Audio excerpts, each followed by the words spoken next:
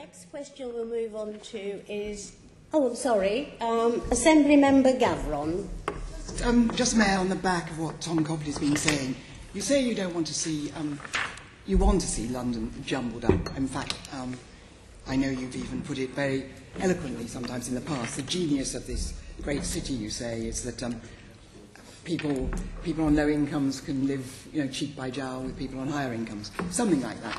But if you think this through, what is it going to mean for London's mixed and balanced communities? Well, if it leads to, which is what I want, if it leads to the construction of more homes and more affordable homes as is possible, in the vicinity of the homes that people would buy, the housing association tenants might buy, then it would lead to a continuation, perhaps even an intensification of that phenomenon. And I just remind you that the number of social homes for rent fell precipitously under Labour between 1997 and 2010 by 421,000 in London. Waiting lists for local authority housing waiting lists went from 1 million to 1.8 million.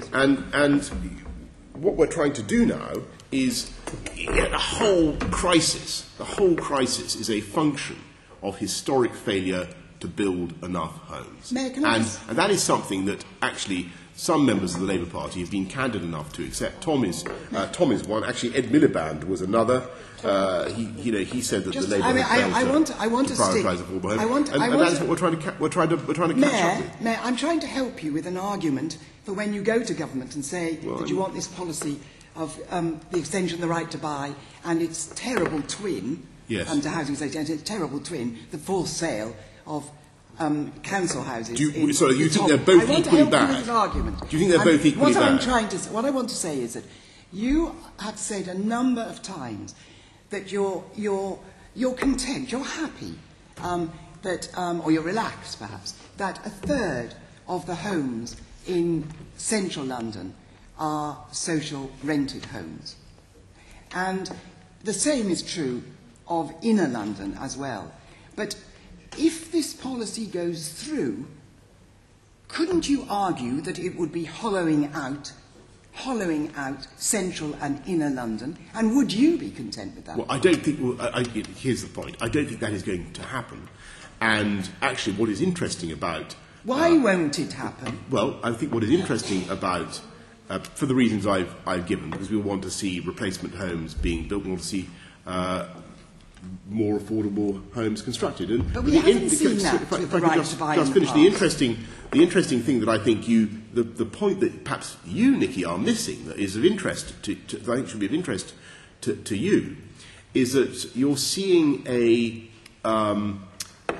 change in the city, in the sense that areas that traditionally didn't have as many people on low incomes or in affordable homes are now starting to see quite a few. So you're starting to see a general, how should I put it? London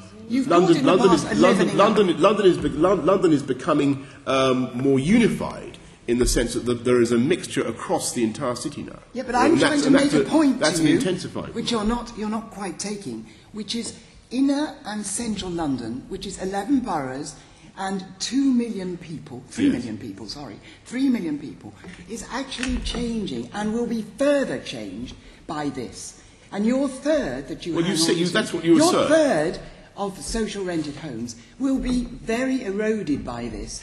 And in a sense, you've always put forward a vision of the city, which is that you want to see mixed and balanced communities. Yeah. But this is about a very large area of London, and it's ripping the heart out of that vision that claim this city. No, it's not. And I think it's real if you don't argue against it. Well, I think you members of the Assembly would have heard me several times this morning saying that one of the conditions that we want for this policy is that it leads to more homes, more affordable homes, and keeps the socio-economic mix of London. And I think we can achieve that. I think the interesting question is to what extent you in the Labour Party are actually opposed to people having the chance to own their own property. And it was quite interesting before the election that Ed Balls, RIP, said that he was in favour of this policy of allowing housing association tenants to buy their homes.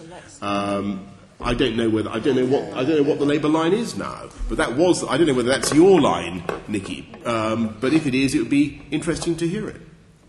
Done.